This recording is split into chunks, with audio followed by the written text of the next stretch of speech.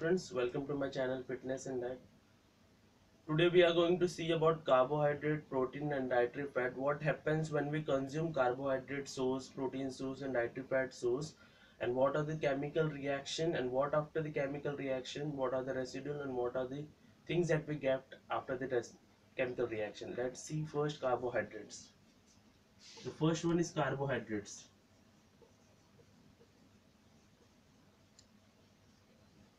Let's take any example of carbohydrates. When we consume carbohydrates, it goes on our body and certain chemical reaction take place. Then carbohydrates break down into glucose,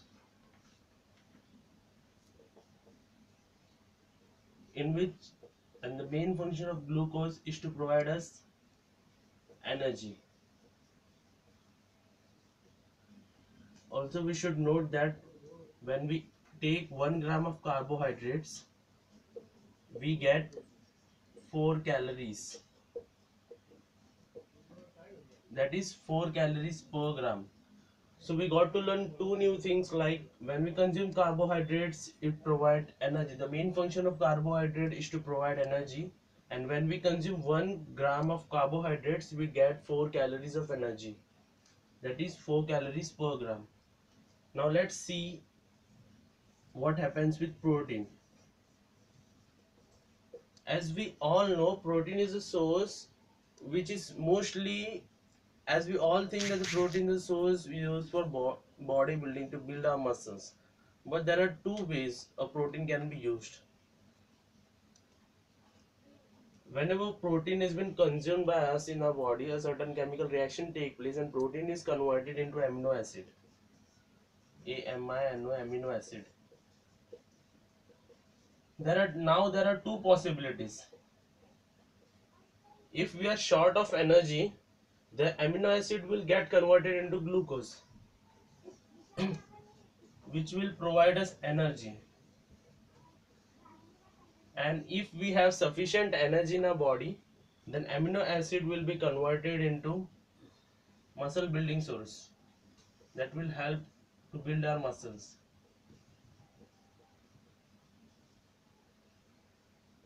In this case, we will see, if we consume 1 gram of protein, we will get same as carbohydrate, like we get 4 calories per gram. Now we got to learn certain things, like we get energy from carbohydrates, we build muscle from protein. 1 gram of carbohydrate gives 4 calories and 1 gram of protein gives 4 calories, same. Now let's talk about dietary fat. Dietary fat, why the dietary fat is essential in our body, why we have to consume the dietary fat. Okay, let's talk about dietary fat. Third is dietary fat.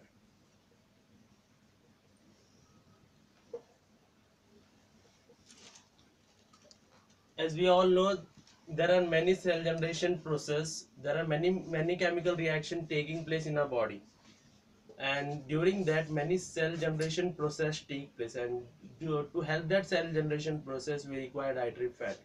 Okay, let's see what happens when we consume dietary fat. It goes in our body, certain chemical reaction take place, and dietary fat get converted into fatty acids. It is also called as triglyceride.